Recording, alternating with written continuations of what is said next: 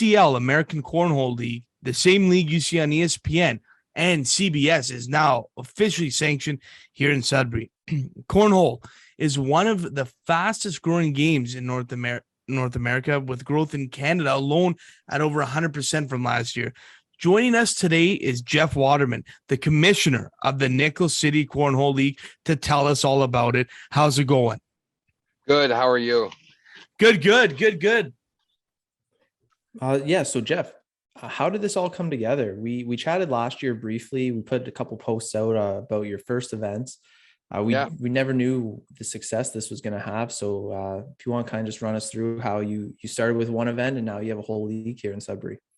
Yeah, for sure, guys. So I mean, like a lot of people in the north, I started playing in my backyard. And when I realized that there was a serious side to cornhole, being, somebody who played sports his whole life, I, immediately went in that direction. And I originally got hooked up with a Canadian league. It's called the CCL. And that was our first event I had with them. And to be honest, I wasn't running it with them, and I was just kind of helping them out. And the guy in charge of it was from Southern Ontario, and we didn't have a whole lot of success. Our tournament wasn't bad. We had 20 people come out, and then for league nights, honestly, we'd get between 6 and 12 people coming out. And I mean, it was still fun for me. I got to practice, but it wasn't where I wanted to see it. I saw the growth in Southern Ontario. And then on television, obviously, the growth in the US is astronomical.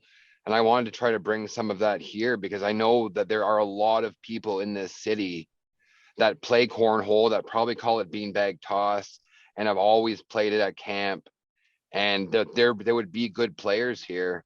So it's just trying to get the word out. And, as I played more events and traveled to Southern Ontario, I started to play some ACL events, and the events were just a cut above the rest. So I mean, that's when I decided that I was going to become a local director of the ACL and bring the ACL here to Sudbury and try to spread the word. And I mean, so far I've ran 2 league nights, and last league I had 20 people, which was It's awesome. what I would. Awesome. Yeah, no, it's definitely getting there. Yeah, no doubt. And when you say that you're director for the ACL, so do you sit on a board there? Do people from all over Canada or North America kind of sit down and talk about cornhole and how to make it better, how to get people involved and stuff? Well, definitely our directors in Ontario definitely do. There's different levels of directors. So a local director is the lowest.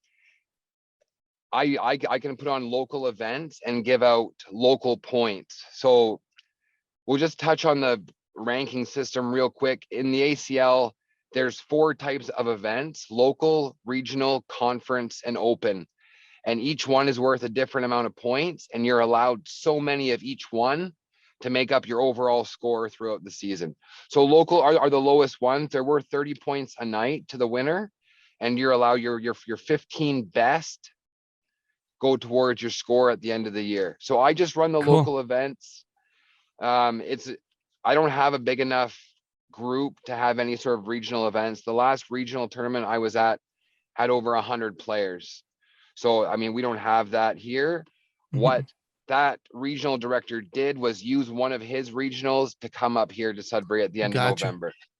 So I'm partnering with him, and we're going to put on a regional here in Love it. Sudbury. And that's the first time anything like that's ever been in Northern Ontario. So we're really excited. Awesome. Great stuff. That's wicked.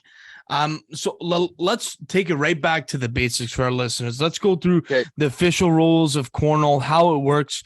Like you said, a lot of us probably just played like beanbag toss or in the backyard. So let's go through the actual sport. Like, how do you score and the official distance, all that stuff. Let's go into it.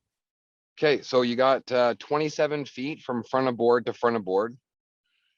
Each player or team has 4 bags, and you alternate shots. After all 8 bags have landed on the other side, you count up the points. So it's 1 point if the bag is on the board, 3 points if it's in the hole. If I have 8 and the guy I'm throwing against has 7, that's 1 for me that round. And then we just go back and forth until we get to 21. Wow. Okay. Cool.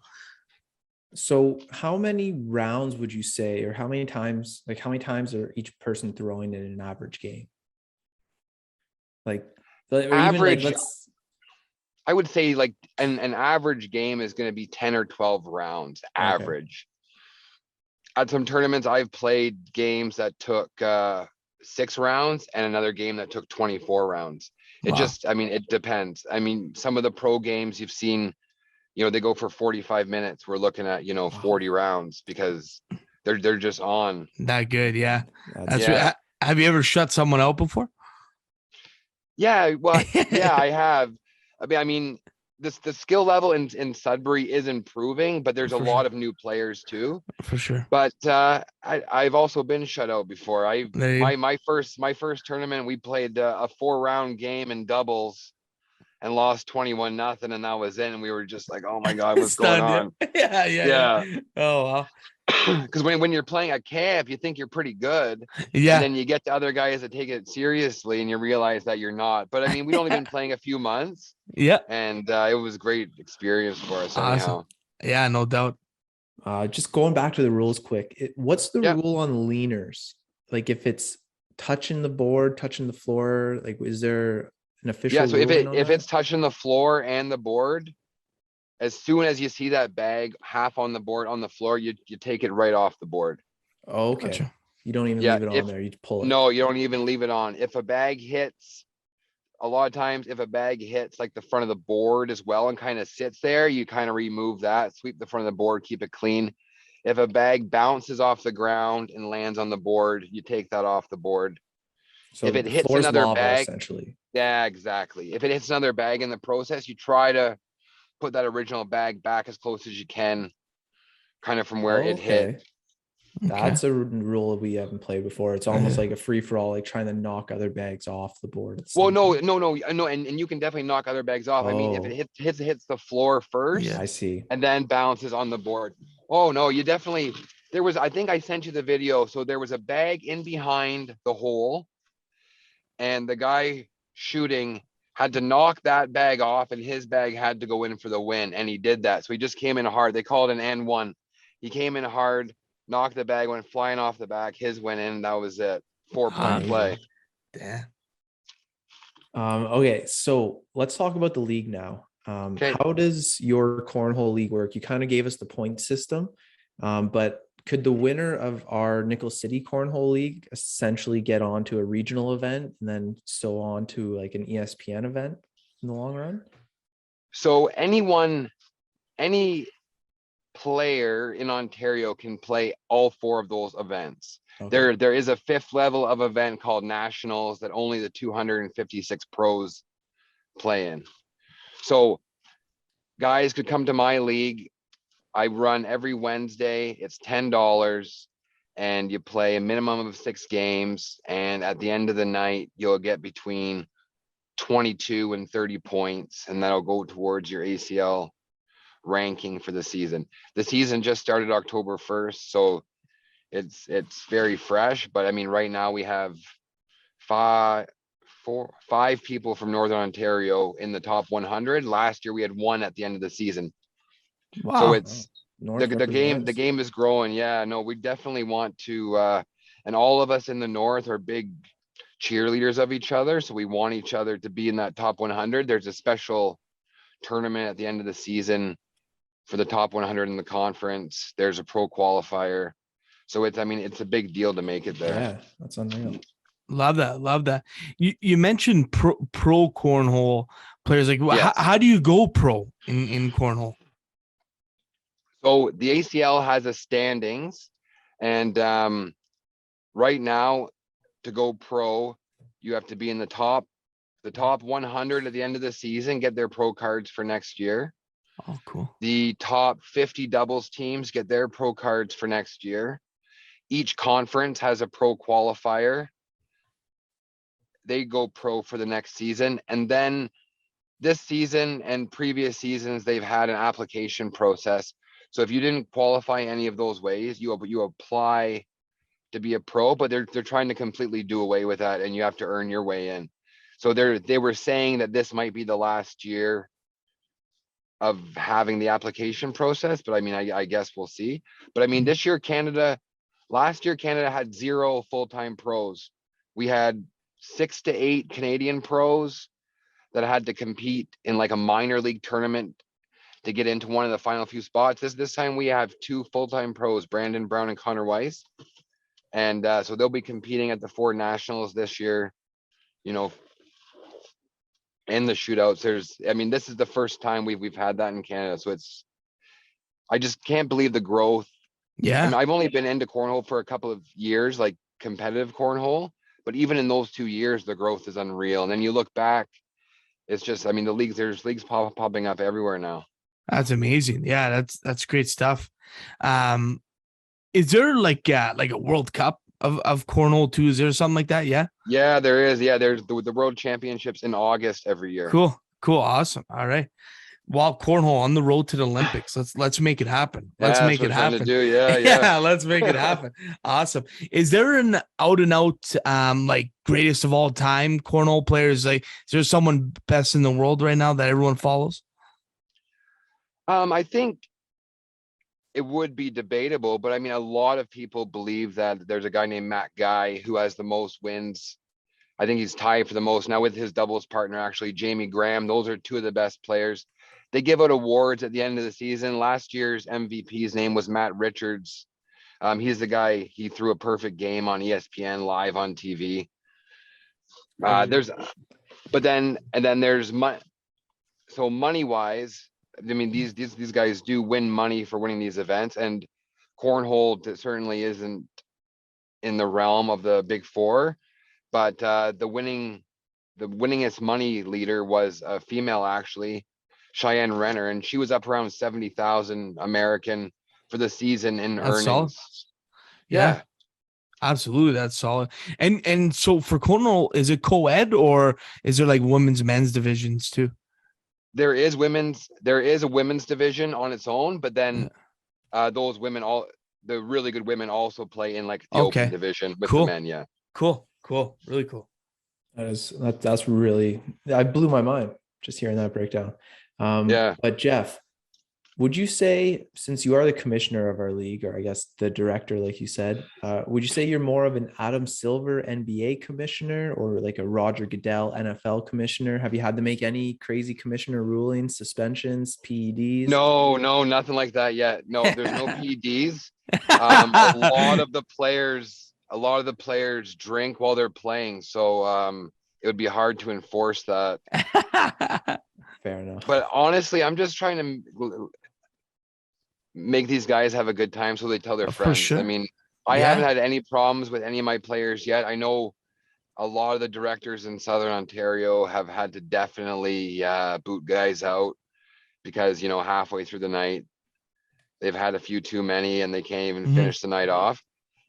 But I'm luckily haven't had to deal with that yet. I can see this just getting so competitive. Like you get a couple pops flowing and all of a sudden Nick. Some rulings coming down, but no, that's good. You haven't had to do put the iron fist down yet. Yeah, no, not yet.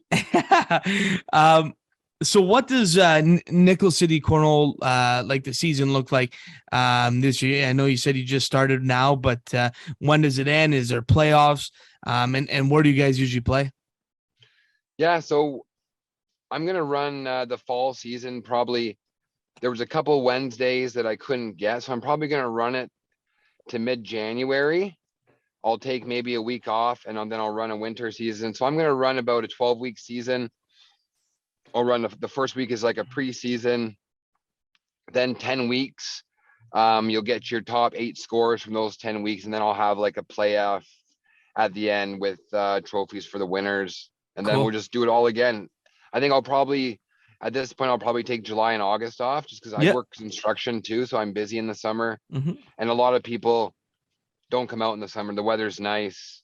If the guys want to play, we could just bring the boards outside to a parking lot somewhere and throw them. So I think I'll run 3 12-week seasons. We're playing at the Royal Canadian Legion Branch 76 on Weller in Minnow Lake. Okay. They've been amazing so far. And I'm I'm hoping to continue that relationship with them, and we can just keep playing there. When they have another commitment, I usually get a conference room at the Northbury on Brady Street, Oh yeah. just to keep the Awesome. guys going. There's lots of room in there, so it's Solid. Yeah, that's perfect. Yeah. Conference room sounds actually perfect for cornhole. Oh, it's Yeah. a perfect spot. Yeah. Yeah. Yeah, no doubt. So Geoff, going back to kind of the basics of cornhole, is Yeah. there a throwing strategy? Like I see these pros put in more of a side spin on. You mentioned the and one, like kind of throwing a dart towards the board. Yeah. I've whenever I play, I'm more of like a lob kind of guy, like trying Right. to, And the bag goes end over end. yeah. Yeah. So So you want to throw a flat bag, okay. because the cornhole bags, each side of them is a different material, and one is Oh, slower and one is faster. So, and some bags are really slow. They'll hit the board and just stop. And then some bags are medium and so yeah. on. I mean, when I first got into cornhole I and didn't fell know down that. the rabbit hole of cornhole bags, like my mind was completely blown. There's got to be, 40, 50 different brands that all have 10 different styles of bag.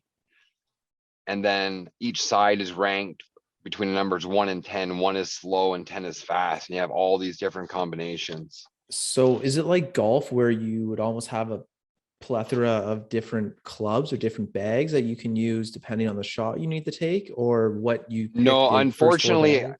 yeah. So you use one set, which, and they all have to be the exact same. So Okay. you could use, but at a tournament, you would bring like 4 sets of bags that are all different, and then the board conditions change. Sometimes if it's really humid, the boards will slow down, and you might want to move to a faster bag. If it's if you're playing outside and the sun's shining, the boards get really fast, and you'd switch to a slower bag, just so you have a bit of control. If the bag doesn't go in the hole, it's not just zipping off the back every time. Yeah.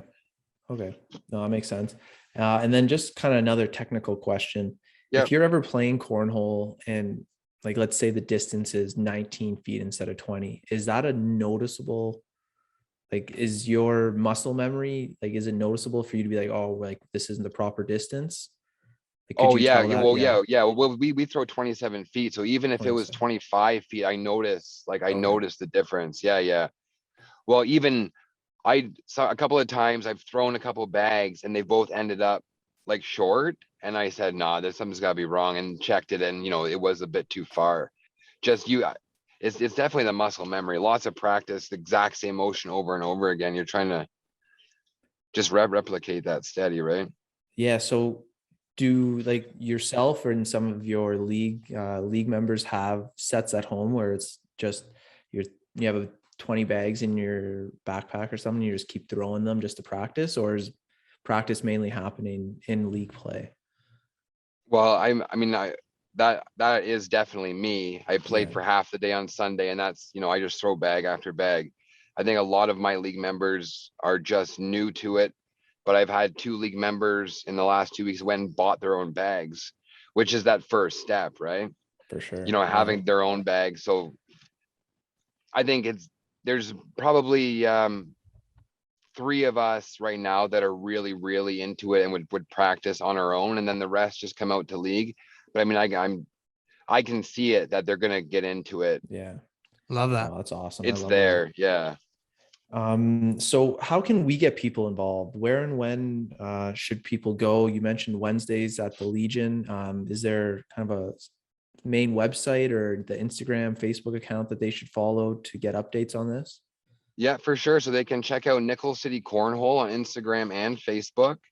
I do play every Wednesday night at the Legion. Starts at 6:30, registration warm-ups. Games start at 7. We're usually done by 10 as long as everything runs smooth. But if I always keep the events updated. I have lots of posts on my Facebook page. That's the better one. You know what? When I first started this with 2 social medias, it was always tricky. I would do the one, but then I'd forget to do the other one. So I'm trying to get better at that. But the Facebook for sure has all the info that they're gonna need. I create events every week. They can send me a message, send me their email addresses. I'll get them on my mailing list, and I send a reminder every week. I want more people to come play. It's $10. I give 50% of everything I take in back every night in prize money. Oh, that's awesome. So yeah, so first through third, it's all doubles. First through third all gets money every night. And you know what? It was when I first got into cornhole, it was one of the only sports I've ever been involved in where people just, you paid your entry fee, but everyone always expected there to be prizes. So it's kind of like a cornhole thing. And I mean, that it's great though, because people, you know, you can win your money back for the night. Like third place usually is just their money back. But I mean, it's not a ton of money, but if I get 20 people, I'm giving $100 back in prizes, and people like it. Yeah, and it just can continuously grow as you get partners and sponsors. Yeah, and whatnot. exactly. It's going to be awesome. So another just kind of random question from my end.